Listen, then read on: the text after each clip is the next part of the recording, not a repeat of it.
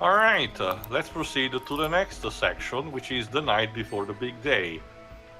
While you have to do a loadout for the battle, the ones that you have to fight here are hypothetical, because as Jessie will explain in a second, it's about a VR system. Well, Biggs, Wedge and Jessie, basically.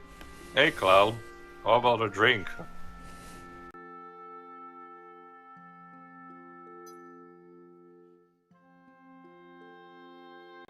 Don't need to rest up for tomorrow, so just to check. Everything in this game is based off of some material from the VII franchise, or is any of it completely original? Yes. Well, there is some minor readjustments here and there, but those are technically minimal, but they still enrich. Anyway, okay. You kept your cool during that mission. Well, I am the coolest. What kind of training do soldiers go through to become like that? Something Metal Gear. Nothing special. Something nanomachines. Actually, it's having crazy score VR training, so yeah, it's equal to Metal Gear. Yeah, right. Come on, tell me. Fine, let me think. I don't know. Maybe this will be worth about a chapter worth of gameplay. Well, Tail, that and Mako Energy and Genova cells. True, but again, Crisis Core spends an excruciating amount of time emphasizing the VR training, which, to be fair, I guess that was what the remake was referencing. During those let me tell you about the VR training, which also included Barret being there. Again, it's weird that Barret is chosen for the story party, but whatever. I guess, again, for a short thing, I can understand. And then the next time it shows, and then I died. Wait, you died? Oh, wait, sorry, that was the wrong one. Well, if you died in the virtual... Okay, it's a bit wonky, fast and loose in terms of what you can do in it, but it's generally implied that if you get, defeated in the virtual reality, you don't actually die. It's just a matter of, resetting it. And also, I had this cool outfit, too, back then. Okay, so basically you were born a tough guy. Doesn't help me in the least. Wait, but I just described a battle. How does that not help? You worried? And hire me as your bodyguard. Whoa, you know I can't afford that, right? I got kids to feed. It's funny, because you know how in the remake Jessie's a big Also, Wedge got a pizza in the meantime. Yes, that delicious JPEG-looking pizza. Oh, what's that, American? Are you jealous, perhaps? Jealous of 2-bit JPEG pizza when we have good old Chicago, New York style? Your soul betrays you. Yeah, that many.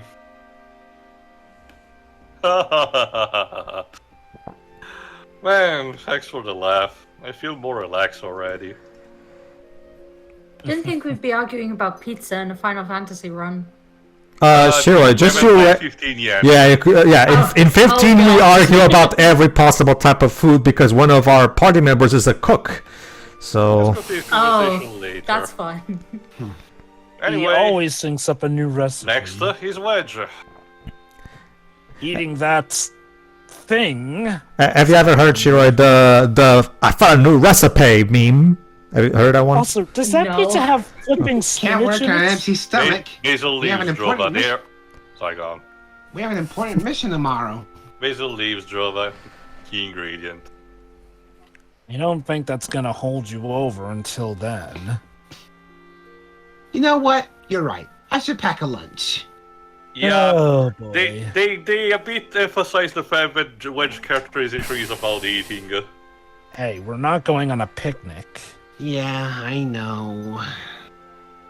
Cloud, I have a favor. Can you come with me for a sec?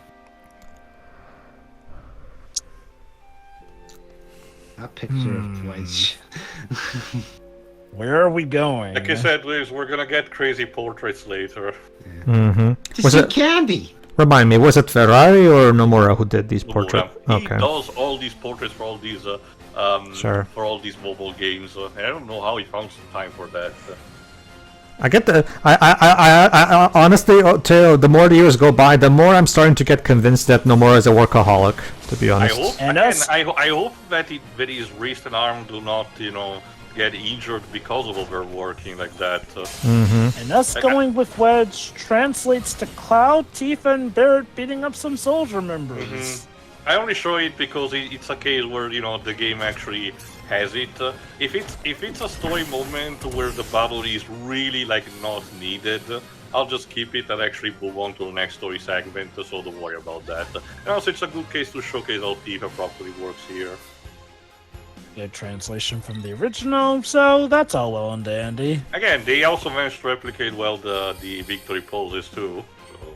Oh yeah, that's what I was saying when it's a good translation from the original.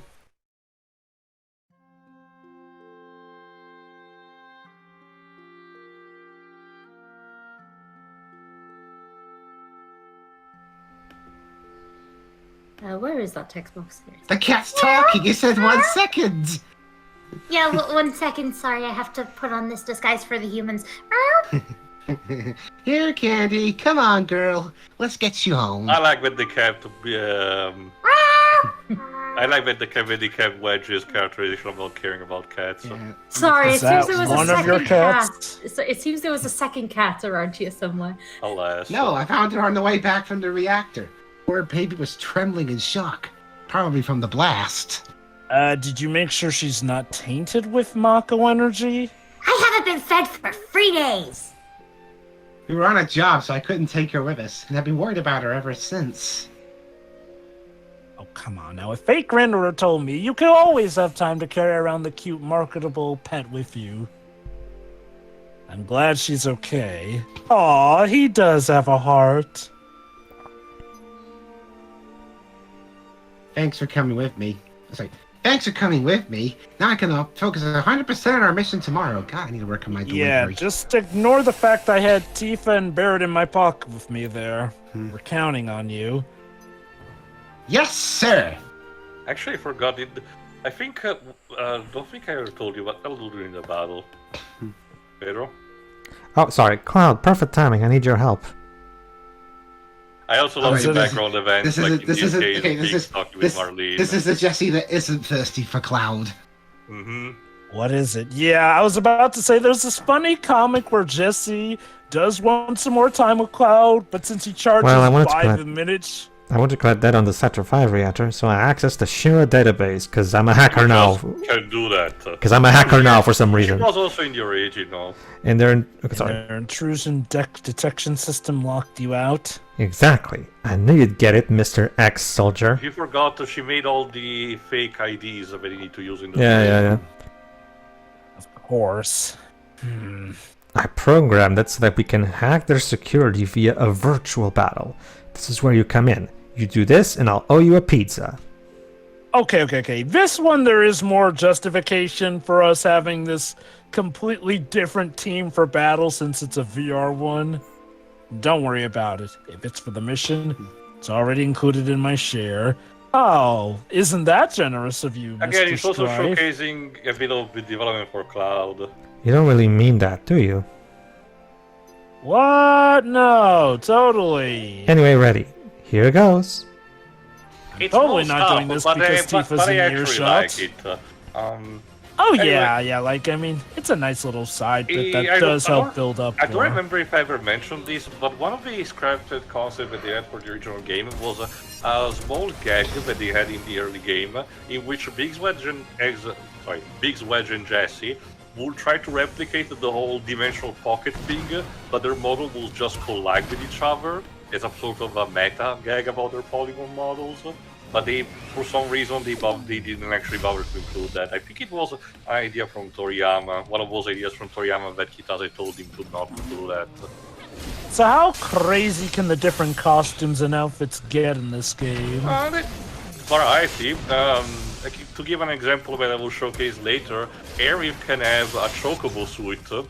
Yes, really. Nice. Oh, you'll be able to see. I really have in order to represent this mechanic, the new content that is showcased entirely for the portion of the first soldier will actually integrate them by saying that the character starts with the traditional Shira soldier uniform, but immediately they switch to a new attire that they do believe it's more suited for the mission they're up to.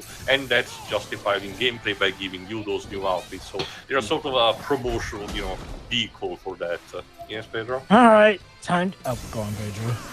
I have to really wonder too what happened. What happened after the 2000s, where suddenly during the 2010s, Kitase would just never say no to Toriyama. I mean, I cannot even say that. To be fair, the CEO was different. No, I mean, like yourself said, during Seven, Kitase was actually willing to say no to one of Toriyama's bad ideas. Okay, I get that, but still, Kitase was the producer of those games. Go on, Jova. Okay, I can pretty much point out a pretty good idea of why. It was a combination of things, culminating with the usual thing where they got too big for their own britches and felt that they could do no wrong. Like, my guess is that in Katase's mind, Toriyama had been involved in some of the greatest hits of Final Fantasy, so he figured, oh, surely this guy, who's kind of at this point a seasoned veteran, would know what he's doing. And that's probably why he doubled down on defending it, because he didn't want it to make him look foolish. Way to go, Cloud. That was quick. It was neat how you programmed me, Tifa, and Barret into the system so we could do that VR video game battle. It was nothing. I'm pretty good at video games. I know you turned on the pizza, but I might have something better. I think you're gonna love this. Oh, maybe the simping Jessie is still there. Get your mind out of the gutter.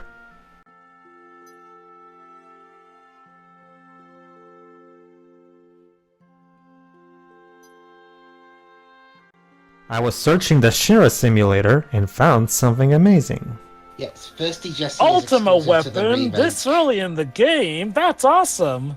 Ta-da! The Soldier P0 class training program. Essentially, this is a tongue-in-cheek way to integrate the grinding sections that will be needed for leveling up your characters or the weapons. EO class. Never heard of it.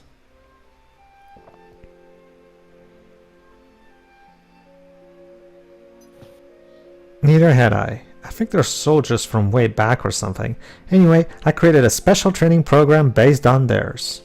Jesse, while you're at it, can you please invent something to make a different song in this bar? It's the same one all the time. Steve, shut up. I call it Jesse's amazing and very special battle simulator. Jobs. It would be interesting if they use this as a reasoning of how we eventually get to see the history of Sephiroth's time starting off in Soldier. If it's like that, it's not done that. It's more of a tongue-in-cheek way to have the game give you the option, because that's the thing that gets unlocked after this story section. And as I was going to say, as interesting an idea would be, it would only work story-wise for 7 if they only saw this, near the end of a story, because otherwise this might spoil some deets about Sephiroth that the gang never knew. It's still a bit of a continuity. It's still a bit of a continuity nod, because it's the program that was introduced again in Crisis Core, and Jessie even mentioned that. So. Basically. Which is kind of funny, since she says, "Oh, it's from way, way back." And by way back, that's we mean... That you unlock the solo content, specifically the enhancement quests. Like I said, those serves to upgrade your characters on a direct level, leveling up, or to get materials that will be needed for a second type of leveling system, which hasn't been unlocked yet. You'll be able to see very soon, if I recall correctly. Anyway, I'll just showcase an example. Yes, go on, Jova. Going back to what I was saying, back when the remake came out, there was this funny comic about Jess who wants, to essentially, get more time with Cloud, essentially. But Cloud, assuming it's just a mission, says that he charges by it, knowing that she doesn't have the money. So then she dips into Avalanche's funds to essentially get some simping time with him. Alright, in this particular quest, since they are very generic and serve only for, leveling up your stuff, like your weapon, getting the grand weapon, you can form the party that you so desire, of any kind, or the one that is the more powerful at your disposal. So you too can make interesting what-if scenarios, like, what if Cloud and Zack worked with Barret? Or What if Zack fought alongside Aerith while they were alive? Basically. You will actually get to see Zack in action during the recreation of the credit score parts. Beats in a few parts, so don't worry about him. I will say, this rendition of Let the Battles Begin sounds actually surprisingly kind of on par with the PlayStation version in terms of instrumentation, while mixing in modern instrumentation here and there. So far, from what I've been listening, the remix have been actually, in this case, they've been staying very close to the original. That's when they do happen. The credit score section utilizes the songs from the original PSP releases without remixing them, and the First Soldier portion uses completely new tracks invented for the occasion. They do have some remixes that also sound very similar to that of the remakes, but do have some slight differences, which makes me wonder if they actually are the remix versions, just with some instrumentation taken out to differentiate them. I don't know. The thing that I also mentioned is that the cheeky thing is that doing if in the section of the original game you come across in a battle that during the remake it had a specific soundtrack, like the Airbuster, which we'll see later, it does get that remix instead of a regular of those who fight further. So that's pretty cute. Again, you'll be able to see. Anyway, we will see in the next part, if I recall correctly, as we go through the destruction of Mako Reactor 5. Yeah. See ya. See ya. See ya.